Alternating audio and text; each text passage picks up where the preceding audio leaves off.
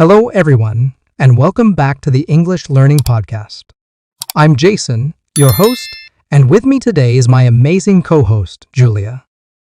Hey, Jason! Hey, everyone! We're so excited to have you here with us today. If you're someone who struggles with thinking in English, then this episode is made just for you. That's right! Have you ever found yourself translating every word in your head before speaking? It really slows you down, doesn't it? Exactly. Many English learners face this issue. They think in their native language first, then try to translate into English. And by the time they're ready to speak, the moment is already gone. But don't worry. In today's episode, we're going to show you how to train your brain to think directly in English, just like a native speaker. And trust me, once you start thinking in English, everything becomes easier. Speaking, listening, even writing it all gets smoother. So if you've ever wondered how to stop translating and start thinking in English naturally, stick around because we've got some powerful techniques to share. Let's dive in. Julia, let's kick things off with the big question. Why is thinking in English so important for learners? Great question, Jason. The truth is, if you're always thinking in your native language first and then translating, you'll never reach fluency. Exactly. It creates a delay. Your brain ends up doing double the work, first forming the sentence in your native language, then scrambling to find the English words. And sometimes, the translation just doesn't work. Oh, totally. For example, someone might translate I am cold word for word from their native language and end up saying I have cold, which sounds unnatural in English. Right. That's why thinking in English is so powerful. It trains your brain to build sentences the way native speakers do, without the awkward translations. And let's not forget about confidence. When you think in English, words come to you faster. No more long pauses, you respond naturally and smoothly. Another big benefit? It improves your listening skills. If you're thinking in English, your brain processes conversations faster, so you understand more easily. That's so true. And it's not just for conversations. Even when you're watching movies or listening to music, you'll start recognizing words instantly instead of translating everything in your head. And let's not forget thinking in English also helps your pronunciation. Great point. When you think in English, you actually start hearing the sounds the way native speakers do, which makes it easier to speak clearly.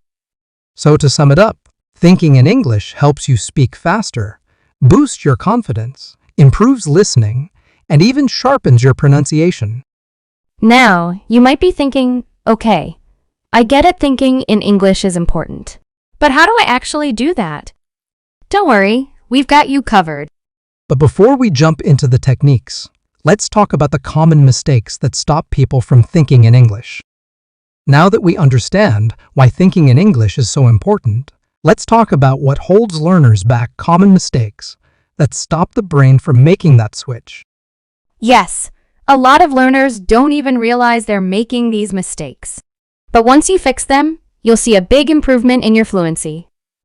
Okay, mistake number 1, the biggest one, relying too much on translation. If you're always translating in your head before speaking, your brain never gets the chance to think in English directly. Exactly. It's like riding a bike with training wheels forever. At some point, you have to trust yourself and let your brain form sentences on its own. And another common mistake, focusing too much on grammar when thinking. Some learners try to build perfect sentences in their mind, and that actually slows them down. Oh, yes. Grammar is important, but if you're constantly stopping to check every rule, you'll never speak naturally. Native speakers don't think about grammar, they just speak. Right. And believe it or not, even native speakers make grammar mistakes sometimes. So true. Mistake number 3, fear of making mistakes. Some learners are so afraid of saying something wrong that they avoid thinking or speaking in English altogether. But here's the thing, mistakes are how we learn. The more you practice thinking English, the better you'll get. Don't aim for perfection, aim for progress. Absolutely. And here's another big one, not surrounding yourself with English. If your daily life is full of your native language, your brain will naturally default to it. That's a great point. If you only use English in a classroom or during study time, your brain won't switch to English on its own. That's why immersion is key. Listening to English music, watching English content, reading in English, these things matter. Let's do a quick recap of the most common mistakes. 1. Relying too much on translation. 2. Overthinking grammar. 3. Fear of making mistakes. 4. Not surrounding yourself with English. If you're making any of these mistakes, don't worry. The good news is, we're going to show you exactly how to fix them. Up next, we'll share practical step-by-step strategies to help you start thinking in English naturally. All right, now that we know the mistakes to avoid, let's move on to the fun part, how to actually start thinking in English. Yay! This is where it gets exciting.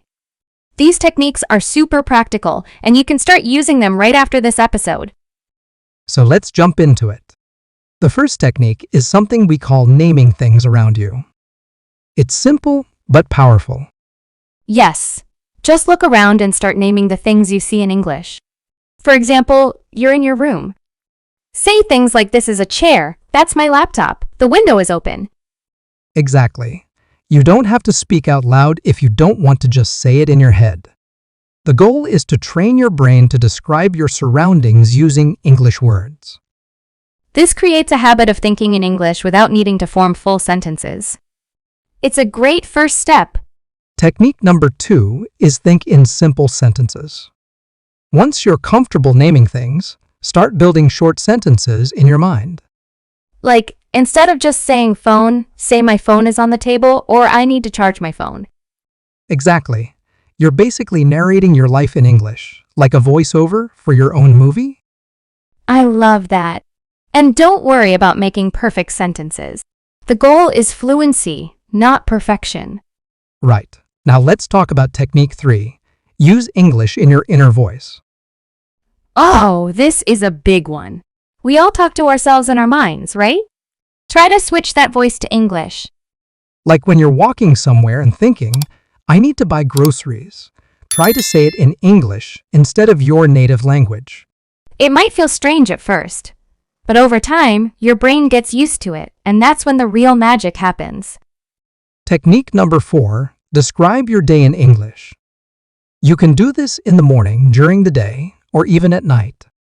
For example, when you wake up, think, I'm brushing my teeth now. I'm getting ready for work. I'm feeling sleepy. And at the end of the day, try to review your day in your mind. I went to the store, I talked to my friend, I watched a movie. This helps build your vocabulary and makes English part of your daily routine. All right, moving on to technique 5, use English when you're emotional. Yes, emotions help you remember things better. So when you're excited, angry, or happy, express those thoughts in English. Like if something annoys you, say in your mind, this is so frustrating. Or when you're excited, I can't wait for the weekend. This makes English feel more real and personal. You connect with it emotionally, and that's powerful. And finally, technique 6, practice visual thinking in English. Oh, I love this one. Visual thinking means when you see an image in your head like a coffee cup or a beach, you also hear the English word for it. So instead of seeing a cup and thinking of the word in your native language, you immediately think cup. It's like rewiring your brain to link English words directly to images, not translations. And once you can do that, you're truly thinking in English. Let's do a quick recap of the 6 techniques. 1. Name things around you. 2. Think in simple sentences. 3. Use English in your inner voice. 4. Describe your day in English. 5. Use English when you're emotional. 6. Practice visual thinking. Don't feel like you have to do all 6 at once. Start with 1 or 2 and build from there. Exactly. The key is consistency. The more you practice, the more natural it becomes. And remember, progress might be slow at first, but every small step brings you closer to fluency. Coming up next, We'll show you how to build a daily habit that will make thinking in English automatic. All right, now you know the techniques, but how do you actually build a habit of thinking in English? Because let's be honest, knowing what to do is one thing, but doing it every day? That's the hard part. Exactly. So here are some tips to help you make it a part of your daily life without feeling overwhelmed.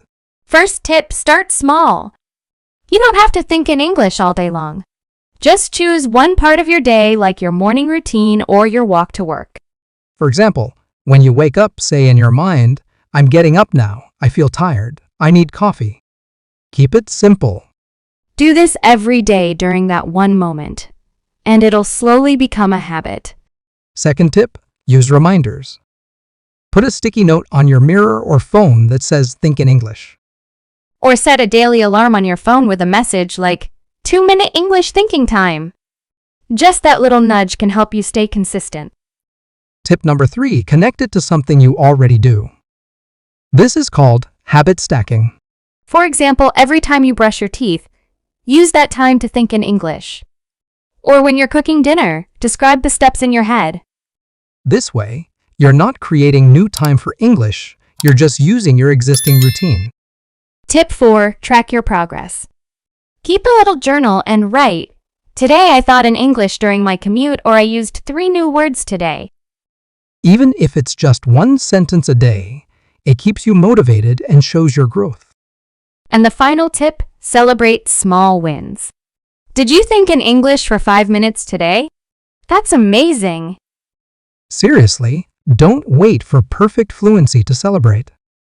Every moment you spend thinking in English is progress. So to recap our habit building tips. 1.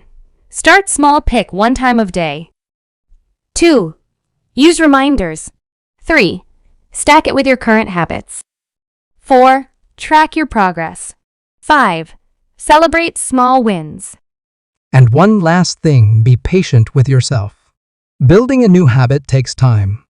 If you miss a day, no problem. Just get back to it the next day. The goal is not perfection. The goal is consistency. And if you stay consistent, thinking in English will become automatic like second nature.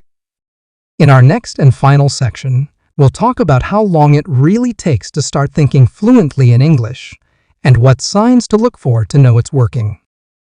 All right, Julia. Here's the question every learner wants to know. How long does it actually take to start thinking in English? Yes, the golden question. And honestly, the answer is, it depends. That's right.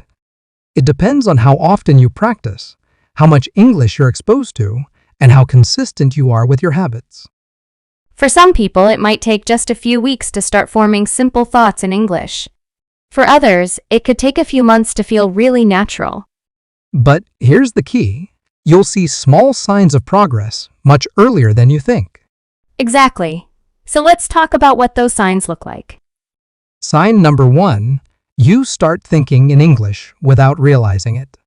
Maybe you're cooking and suddenly think, I need salt in English without trying. Julia, sign 2, less translation. You stop translating every word in your head. Sentences just come to you naturally, even if they're simple. Sign 3, faster responses. You don't pause as long to find the right words. Your brain starts getting quicker. And sign 4, you dream in English. Not everyone experiences this, but when it happens, it's a pretty cool sign that your brain is switching modes. And remember, thinking in English doesn't mean your thoughts are always perfect. It just means your brain is processing in English first, instead of translating. So if you're seeing any of these signs even a little, it means you're on the right track. And the more you keep going, the more natural it gets. Fluency isn't about being perfect, it's about flow. Absolutely.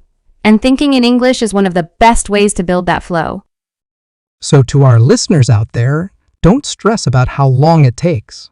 Just keep practicing a little bit every day and trust the process. One day, you'll catch yourself thinking in English and you'll realize, wow, I didn't even try. It just happened. And when that happens, that's your brain telling you you've made it.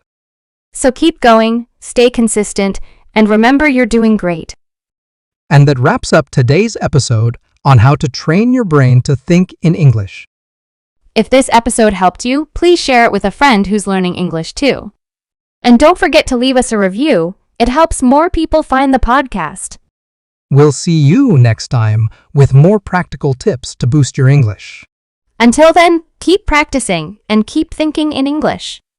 Take care and happy learning.